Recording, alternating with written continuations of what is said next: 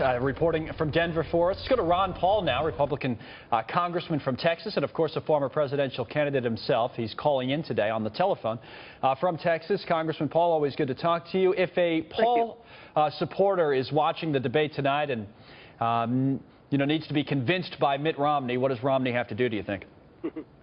Make sure he sounds a little bit different than the other and be convincing that his policies are a lot different.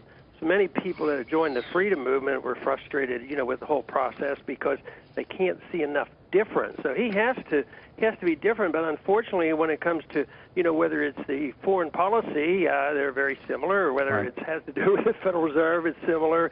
So I think our supporters see too much similarity. And I think he has to show that he is quite different, just not on management style, but really philosophically. That's what so many people are looking for. How do you think those supporters who had a lot of enthusiasm for you in the primaries when you run for president, how do you think they'll break down in terms of their support in this election? I mean, is it 80-20 Romney? Is it closer to 50-50? I mean, who do you think they'll move towards? I think the best word is break down. They'll probably go different places. Some will be angry at the Republicans for the way they were treated at the convention, and they might not show up. Some may vote Libertarian. Some, may go with Romney. There's actually some of the young people, because of foreign policy issue, might even go with Obama.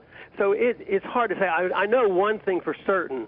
That they're not all going to the one place because they're very individualistic and they don't see the consequences exactly the same. So I think it would be very difficult to predict.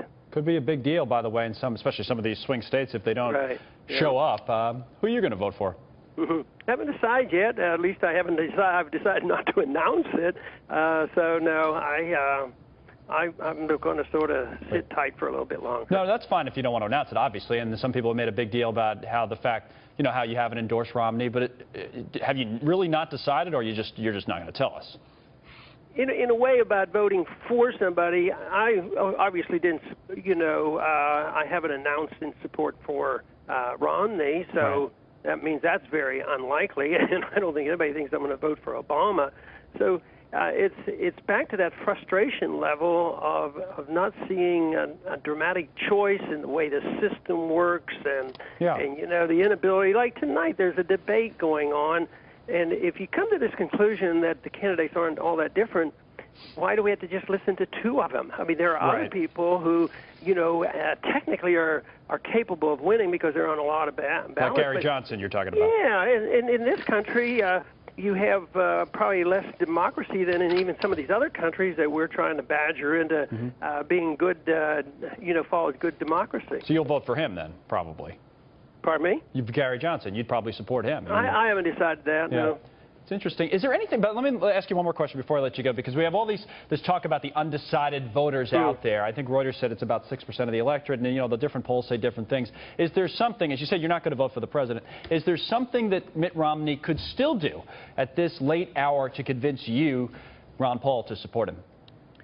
Bring the troops home, and quit this preaching of a foreign policy where he wants to expand our presence overseas, and that's a big thing with especially the young people that have been in the freedom movement. So the foreign policy would have to change, and he'd have to give more than token support for a token audit of the Federal Reserve. He'd have to say, well, there's something wrong with central banking and economic planning, because that is the reason we have such difficulty in the economy because of Federal Reserve policy. So likelihood of hearing this is very, very, very slim. And maybe saying, how would you balance a budget? And during our campaign, we had a precise plan of cutting $1 trillion and balancing the budget in 3 years. But, we're in this horrendous crisis, and neither one of them are going to say anything, oh, well, maybe we ought to cut something. There's no proposal to cut any actual money. It's always this tinkering around with these massive automatic increases, and the American people are starting to wake up and realize that it's all fiction and that they're not serious. All right, Congressman Paul, thanks as always. We appreciate it.